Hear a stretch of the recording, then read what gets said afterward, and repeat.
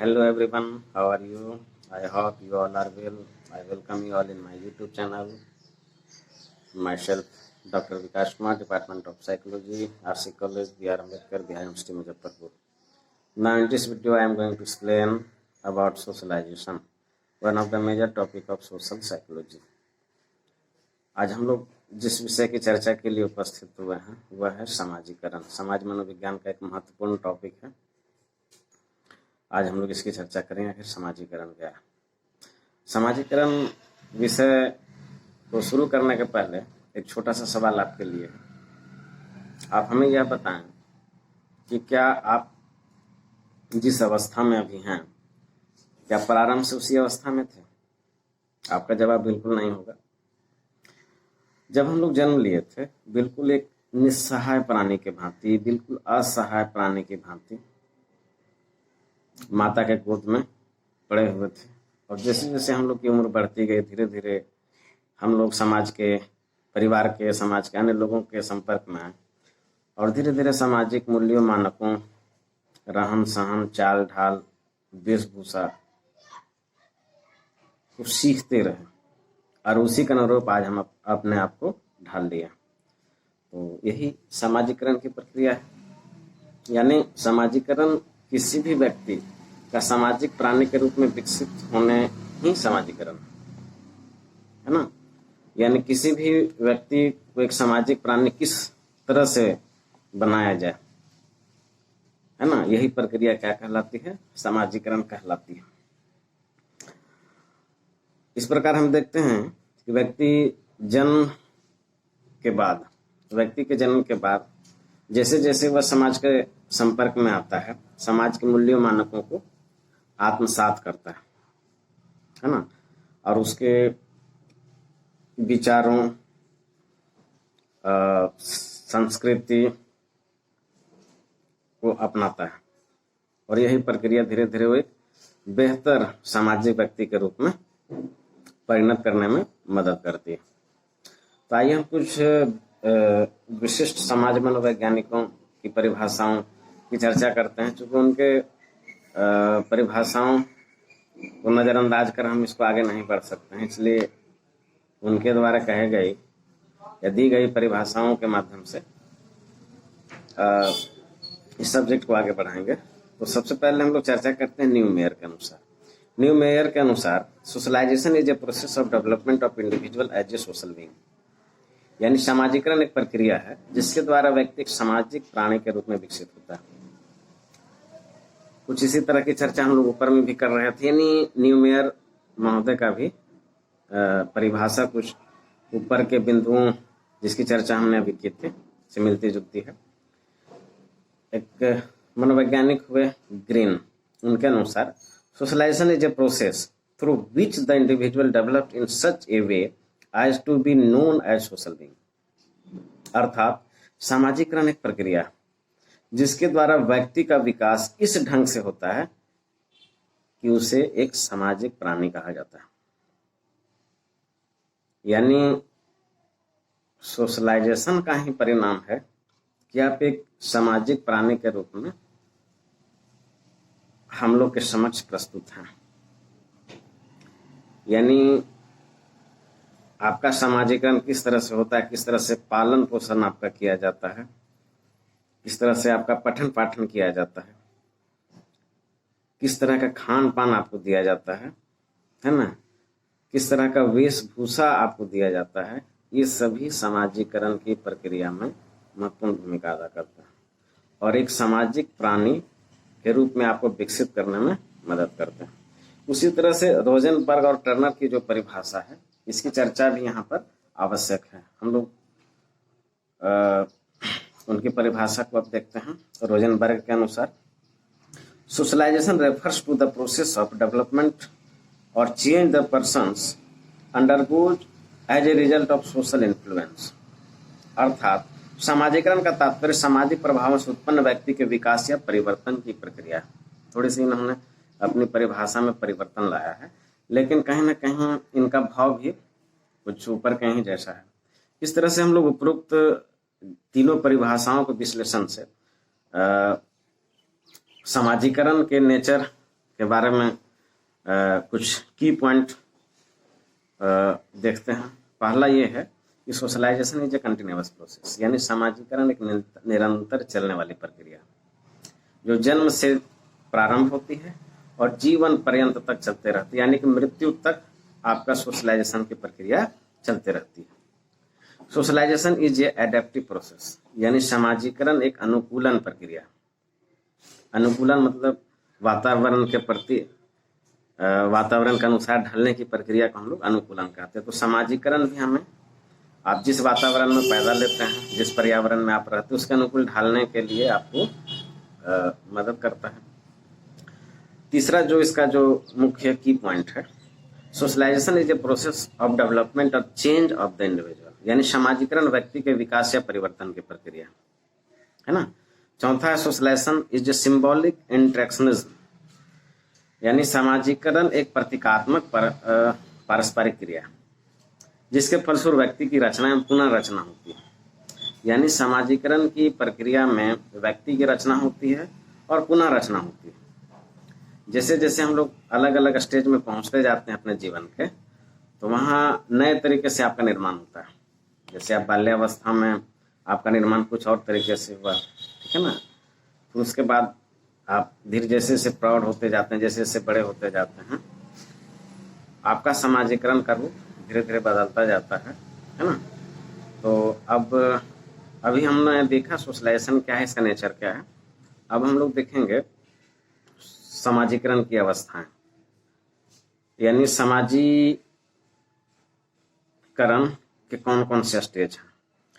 तो आपको मैं बतला दूं कि पूरे जिंदगी में कुल 4 अवस्थाओं से हमारा सामाजिकरण की प्रक्रिया संपन्न होती है, जिसमें कि सबसे जो पहली अवस्था हुआ है बाल्यावस्था, चाइल्डहुड जिसको बोलते हैं। यह सामाजिकरण की पहली अवस्था है जो जन्म के कुछ दिनों के बाद ही शुरू होती है। आप देखते होंगे कि बच्चे जब जन्म लेते हैं तो सबसे पहले क्या करते हैं, सबसे पहले रोते हैं, यानी रोने के द्वारा अपने व्यवहार का प्रदर्शन करते हैं, है ना। उसके बाद फिर बलबलाने लगेंगे, बा बा बा दा दा दा करना शुरू करते हैं, और धीरे धीरे यही व्यवहार उनका सामाजिक रूप ले लेता है। रोने के माध्यम से बच्चे क्या करते हैं, अपने आवश्यकताओं की संतुष्टि करते हैं, और माता पहचान लेती है कि बच्चा क्यों रो रहा है ना। अगर भूख लग रहा है या उसे वस्त्र या उसको गंदा महसूस हो रहा है ना, तो माता पहचान लेती है उसके रोने की आवाज को सुन करके, है ना। इसका मतलब ये हुआ कि रोने के माध्यम से बच्चे क्या करते हैं, अपने सामाजिक व्यवहार का प्रदर्शन कर रहे हैं कि माता के समक्ष किस तरह से हम अपनी डिमांड रखें, है ना। फिर वो बलबलाते हैं, बा बा बा दा दा दा करना शुरू करते हैं, और धीरे धीरे धीरे उनमें एक तरह से कहीं तो ध्वनि का विकास होना शुरू हो जाता है, और फिर धीरे धीरे तोतली बोली बोलना शुरू करते हैं, और धीरे धीरे स्पष्ट रूप से बोलना शुरू करते हैं। पहले तो वो माता को पहचानते हैं, कुछ दिनों के बाद वो पिता को पहचानना शुरू करते हैं, और धीरे धीरे धीरे परिवार के अन्य सदस्यों को भी पहचानना शुरू करते हैं, है ना। अब आप देखिएगा, जो परिचित व्यक्ति को जैसे ही बच्चा देखता है तो उसको मुस्कुराना शुरू कर देता है, कोई अपरिचित व्यक्ति मिलता है तो बच्चा रोना शुरू कर देता है। इस तरह से आप देखिएगा सामाजिकरण की प्रक्रिया शैशवावस्था से ही प्रारंभ होती है। इसके बाद प्राइमरी जो सोशलाइजेशन की प्रक्रिया है, आपको बतला दूं कि परिवार से ही शुरू होती है। धीरे धीरे परिवार के मूल्यों, मानकों, विश्वासों को वो सीखता है, और जैसे ही 4-5 वर्ष के बाद जब स्कूल बच्चा जाना शुरू करता है तो वहाँ पर एक नया समाज मिलता है उसको। वहाँ माता पिता के स्थान पर उसके शिक्षक मिलते हैं, है ना। घर में भाई बहन के स्थान पर उसके सहपाठीगण मिलते हैं।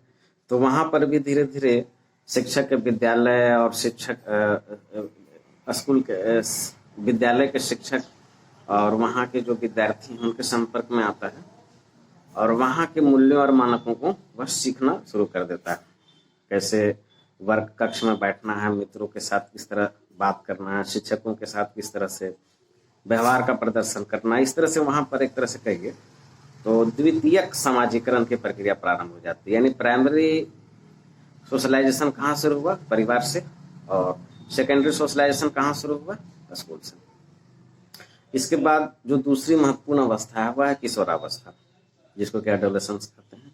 सामाजिकरण की यह दूसरी अवस्था है। इस अवस्था को संक्रांति काल माना जाता है, यानी ट्रांजिशन पीरियड माना जाता है। अब संक्रांति काल क्यों कहते हैं? क्योंकि इसमें बाल्यावस्था, जो बचपना अवस्था था, उसको वो छोड़ चुका होता है और वह वयस्कावस्था की ओर प्रवेश करने की स्थिति में होता है। यानी यहाँ पर दो अवस्थाओं के बीच की स्थिति में वह गुजर रहा होता है। यानी बाल्यावस्था की प्रवृत्ति उसमें धीरे धीरे समाप्त हो जाएगी और वयस्कावस्था की प्रवृत्ति धीरे धीरे क्या हो जाएगी, उसके अंदर आना शुरू होगी। यानी तरह तरह के शारीरिक और मानसिक परिवर्तन यहाँ लड़के और लड़कियों में देखे जाते हैं, है ना।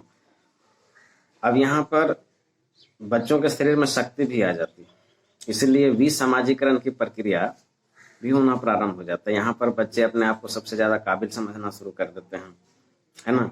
वे परिवार के द्वारा जो सामाजिक मूल्य मिले हैं, है ना, उसके साथ साथ वह अपने स्तर से नए सामाजिक मूल्यों, विश्वासों और मानदंडों का विकास करता है। यानी यहाँ पर विसमाजीकरण की प्रक्रिया होती है और फिर पुनर्समाजीकरण की प्रक्रिया यहाँ पर होती है ना। अगर यहाँ पर बच्चों का उचित देखरेख हुआ, उनको उचित सलाह दिया गया, तो उपयुक्त समाजीकरण की प्रक्रिया होगी। अगर उनका देखरेख सही से नहीं किया गया, उनको सही से दिशा निर्देश नहीं दिया गया, है ना, उसको उपयुक्त तरीके से उसका परामर्श नहीं प्रदान किया गया, उसका निर्देशन सही से नहीं हुआ, तो उसमें भी समाजीकरण की प्रवृत्तियां विकसित हो जाएगी, इन्हें समाज से कटना शुरू कर देगा और गैर सामाजिक या असामाजिक गतिविधियों में ज्यादा भाग लेता है। तो इस अवस्था में तरह तरह की समस्याएं भी उसके समक्ष आती है ना। पहला जो समस्या आती है वह आइडेंटिटी क्राइसिस, जिसको बोलते हैं पहचान के संकट, है ना।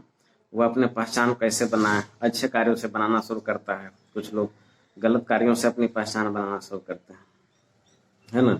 जैसे जैसे बड़े होते हैं फिर विवाह की समस्या उत्पन्न हो जाती है ना, फिर रोजगार की समस्या उत्पन्न हो जाती है। अगर यह समस्या धीरे धीरे अगर उपयुक्त तरीके से समाधान हो गया तो बच्चों का समाजीकरण उपयुक्त तरीके से होगा, और इनका अगर समाधान सही से नहीं हुआ तो उनका समाजीकरण उपयुक्त तरीके से नहीं होता बल्कि दोषपूर्ण हो जाता है ना, और गलत व्यक्तित्व का विकास होता है। तीसरी जो महत्वपूर्ण अवस्था है वह है एडल्टहुड, वयस्कावस्था, है ना।